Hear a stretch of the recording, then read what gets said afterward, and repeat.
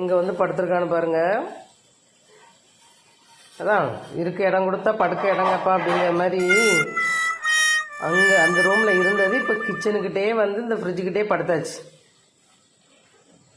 பொங்கலும் சாம்பாரும் சாப்பிட்டு நாளாச்சு. இன்றைக்கி ஒரு பொங்கலும் ஒரு சூப்பரான ஒரு சாம்பார் வச்சிடலாம்.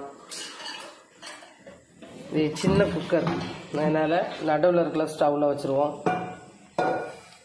நான் வந்து துவரம்பருப்பும் சிறுபருப்பும் சேர்த்து போட்டிருக்கேன் இன்றைக்கி சாம்பாருக்கு. இந்த 3 தக்காளி, இந்த முருங்கைக்காய், மிளகாய், கேரட்டு, கத்திரிக்காய், உள்ளி, மல்லி இலை, கருவேப்பிலை, இதை வச்சு தான் இன்றைக்கி சூப்பராக ஒரு சாம்பார். பொங்கலுக்கு சாம்பார்.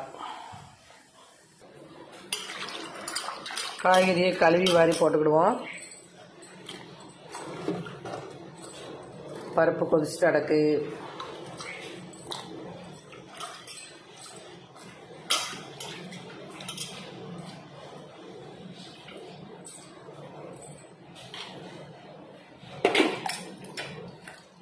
கத்திரிக்காய் போட்டுருவோம்.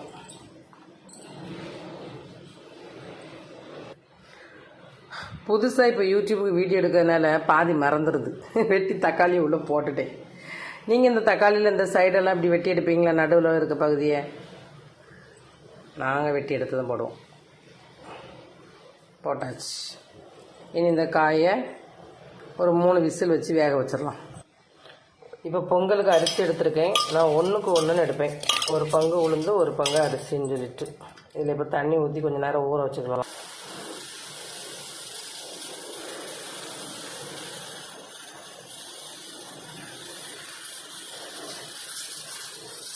மூணு விசில் வந்துச்சு.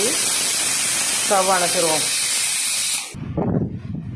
எங்கள் ஊரில் மழை, உங்கள் ஊரில் மழை பெய்யுதா?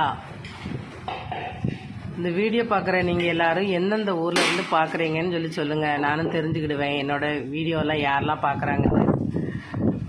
1000 பேருக்கு மேலே வீடியோ பார்க்குறீங்க, ஆனால் சப்ஸ்கிரைப் பண்ண மாட்டேங்கிறீங்க. எனக்கும் கொஞ்சம் சப்ஸ்கிரைப் பண்ணி கொஞ்சம் சப்போர்ட் பண்ணுங்கள். மழையும் காற்றையும் பாருங்கள்.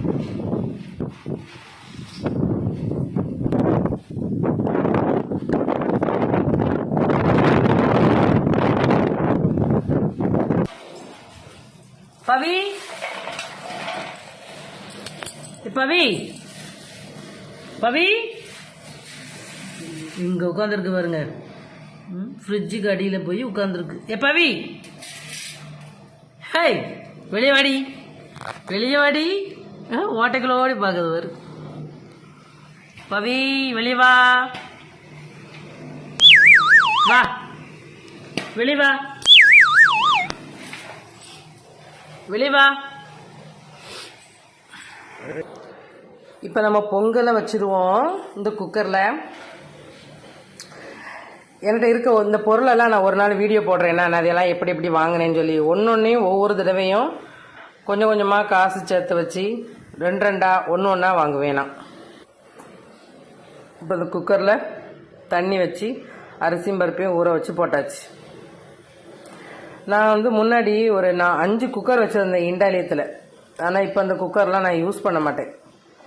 யூஸ் பண்ணுறேன். எதுக்காக யூஸ் பண்ணுறேன்னா, ஒன்றே ஒன்று இது மட்டும் யூஸ் பண்ணிகிட்ருக்கேன். இது எதுக்குன்னா, வெளியில் கிடக்காங்கல்ல அந்த செல்லங்களுக்கெல்லாம் சோறு வைக்கிறதுக்கு. அதையும் செய்யக்கூடாது, பின்ன வேறு வழி இல்லாமல் அதில் மட்டும் கொஞ்சம் சோறு வச்சிட்ருக்கேன். எல்லாத்தையுமே மாற்றிட்டேன். இப்போ என்கிட்ட 3 குக்கர் இருக்குது. எல்லாமே ஸ்டீலு. அதில் வந்து 2 ட்ரைப்ளை. ஒன்று எப்படி நான் வாங்கினேன் அப்படின்னு சொல்லிட்டு ஒரு வீடியோ போடுறேன். இப்போ இதை நம்ம மூடி வச்சு ஒரு 3 விசிலுக்கு வச்சுருவோம். காய்கறி வெந்துட்டு இப்போ நான் இதில் வந்து சாம்பார் பொடி, மஞ்சள் பொடி, கொஞ்சோண்டு ஜீரகப்பொடி, இதெல்லாம் போட்டு காயப்பொடி இதெல்லாம் போட்டு மிக்ஸ் பண்ணி வச்சுருக்கேன். இது கூட மிக்ஸ் பண்ணிடுவோம்.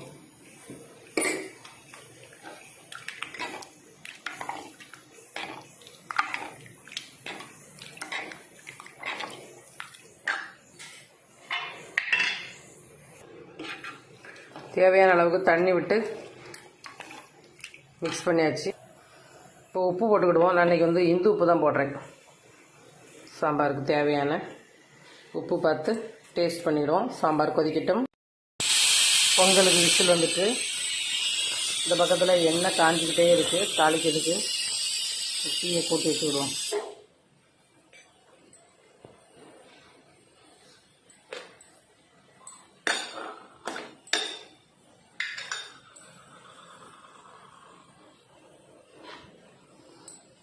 எண்ணெய் காஞ்சிட்டு கடுகை போட்டு பொரிஞ்சதும் கொஞ்சம் வெந்தயம் போட்டுக்கிடுவோம். கொஞ்சோண்டு ஜீரகம் போட்டுக்கிடுவோம். 2 வத்தல் போட்டுருவோம்.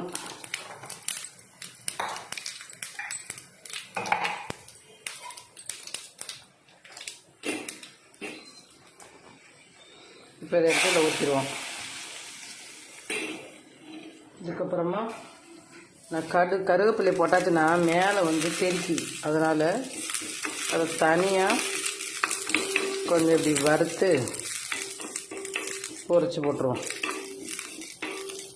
கருவேப்பிலை போட்ட உடனே கடுகு உள்ளே கிடக்குது எல்லாம் முகத்துலலாம் வந்து தெறிக்கும்.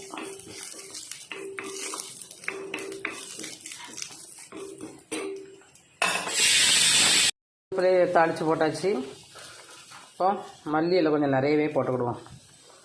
ஏன்னா அந்த பிள்ளைகள்லாம் சாப்பாட்டில் எந்த காய்கறியுமே சாப்பிட மாட்டேங்குது. என்னவோ இப்போ உள்ள பர்கரில் மட்டும் கொஞ்சம் வெஜிடபிள்ஸ்லாம் உள்ளே வச்சு கொடுக்காங்க. அதனால் அதை சாப்பிடுதுங்க.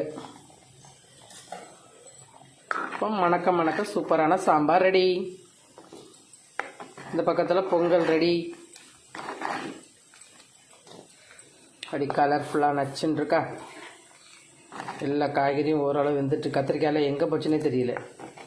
அதுக்கு தான் குக்கரில் போட்டு வேக வைக்கிது. இப்போ விட்டு சாப்பிடும்போது இந்த பிள்ளைங்களுக்கு இந்த காய்கறி உள்ள சத்தெல்லாம் கிடச்சிரும். இப்போ அதுக்கு தாளிக்கிறதுக்கு மிளகு ஜீரகம் நம்ம இதில் போட்டு கொஞ்சம் நுணுக்கி எடுத்துக்கிடுவோம். முழுசாக போடலாம், இல்லை அந்த பிள்ளைங்களுக்காக தான். முழுசாக இருந்தால் நானே பிறகு வெளியே வைப்பேன். அப்புறம் அதுக்கு தாளிக்கிறதுக்கு கொஞ்சம் கருவேப்பிலை,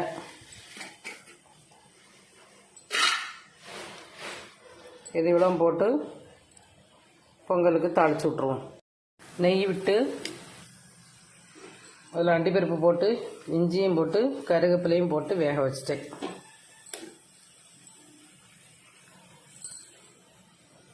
ஸ்டவ் அணைச்சி தான் கருவேப்பிலை போட்டிருக்கேன். ஏன்னா தெரிச்சிடுமே. ஏன்னா எனக்கு ஏற்கனவே இந்த சமையலுக்கு ஏலம் பொருத்தம் கை காலெல்லாம் பொத்து தெரிச்சு எல்லாம் வச்சிருவேன். இந்த பொங்கலுக்கு இந்த தாளிசம் போடும்போது ஒரு ஸ்மெல்லு வரும் பாருங்கள். இந்த இஞ்சி கருவேப்பிலை மிளகு ஜீரகம்லாம் போட்டு அப்படியே மனம் சூப்பராக இருக்கும். இப்போ தாளிசத்தை ஊற்றி நெய்யும் ஊற்றி வச்சு மிக்ஸ் பண்ணியாச்சுன்னா பொங்கல் ரெடி.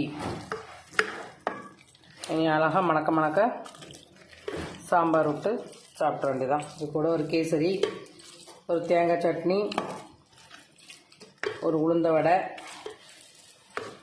செமையாக இருக்கும். வாங்க எல்லோரும் சாப்பிடலாம்.